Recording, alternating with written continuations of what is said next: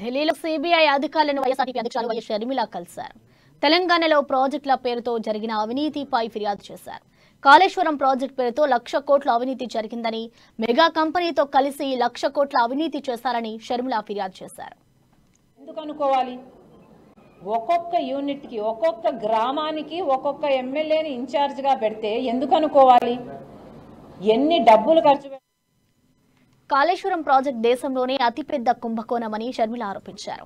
అవినీతి స్పష్టంగా కనిపిస్తున్నా బీజేపీ పెద్దలు విచారణపై తాత్సారం ఎందుకని చేస్తున్నారని ప్రశ్నించారు. ఈ మేరకు ఢిల్లీలో సిబిఐ డైరెక్టర్ను కలిసిన షర్మిల తెలంగాణలో ప్రాజెక్టుల పేరుతో అవినీతికి పాల్పడుతున్నారని ఫిర్యాదు చేశారు. కాళేశ్వరం ప్రాజెక్టు పేరుతో 1,00,000 కోట్ల అవినీతి జరిగిందని షర్మిల ఆరోపించారు. పుణ్యం కట్టుకుంటే కొత్త ఎలక్షన్లు వస్తే అప్పుడు అది రెఫరెండం అవుతుంది. నేను తెలంగాణలో ఒక పార్టీ పెట్టింది తెలంగాణలో మార్పు తేవడం కోసం. తెలంగాణ